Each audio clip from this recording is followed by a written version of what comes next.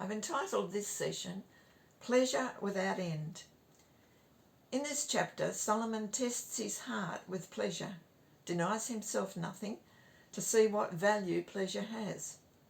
Let's do a checklist of these pleasures with what Solomon says and what Jesus says. Firstly, the projects of self-aggrandizement. Solomon was famous for his buildings and parks. Read chapter 7 of 1 Kings and see the scope of the palace he built. It was enormous, yet it was not enough. Jesus, on the other hand, in Matthew 8:20 says, "Foxes have holes, birds have nests, but the Son of Man has nowhere to lay his head." On the other hand, he said in John 14:2, "In my Father's house are many mansions. I will go and prepare a place for you, and I will come and take you to myself." He may not have had a mansion here. We may not have a mansion here, but we do have a mansion in heaven.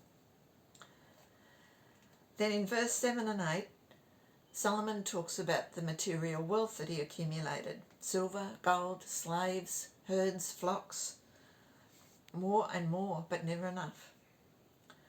Jesus, on the other hand, said this isn't the way to accumulate things. He said, don't have treasure on earth, but have your treasure in heaven.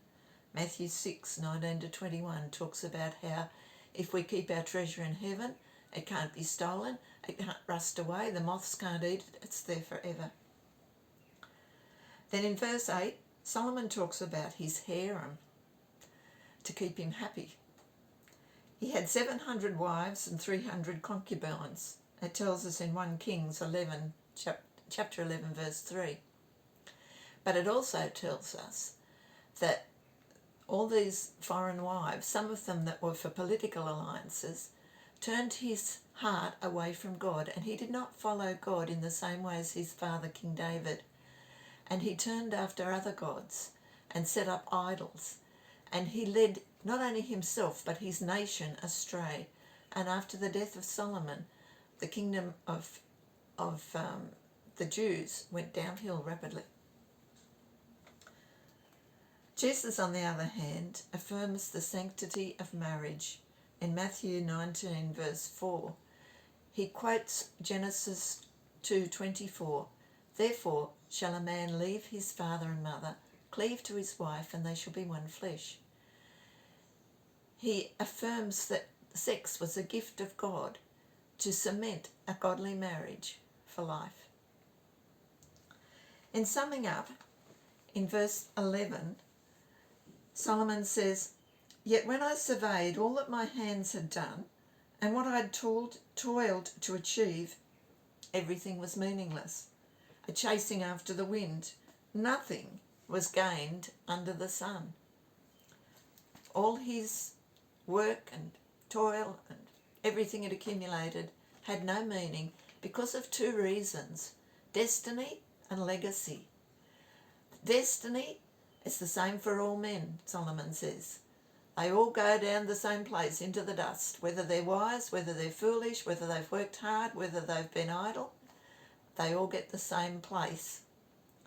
And then legacy, he said whatever he's accumulated will go to somebody else who hasn't earned it, who may not value it, who may not look after it, and it's just gone. It reminds me of Phil's Auntie Cheryl.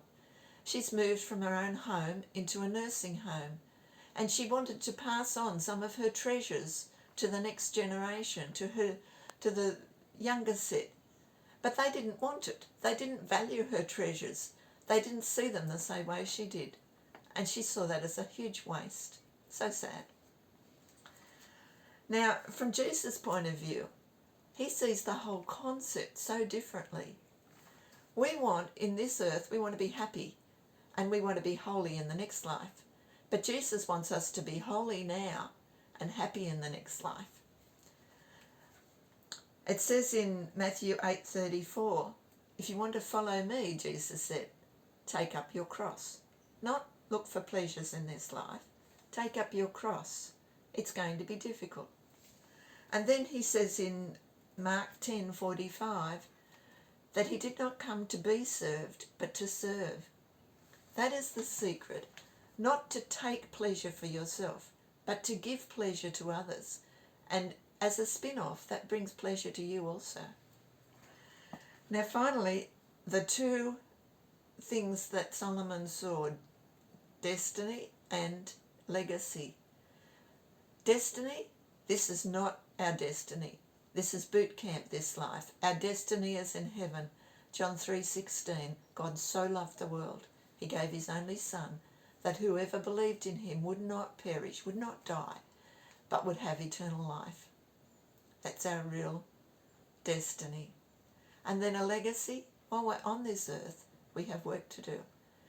Matthew 28:19 and 20, Jesus said, go into all the world and make disciples.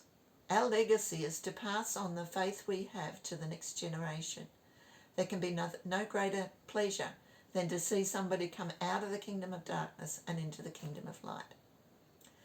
So if you're feeling in lockdown, like there's not very much pleasure in your life and it's rather hard, I want you to think of this from Paul, 2 Corinthians 4:17. Remember that these light and momentary afflictions are achieving for us an eternal weight of glory. And keep your eyes not on the temporary, but on the eternal. Bye.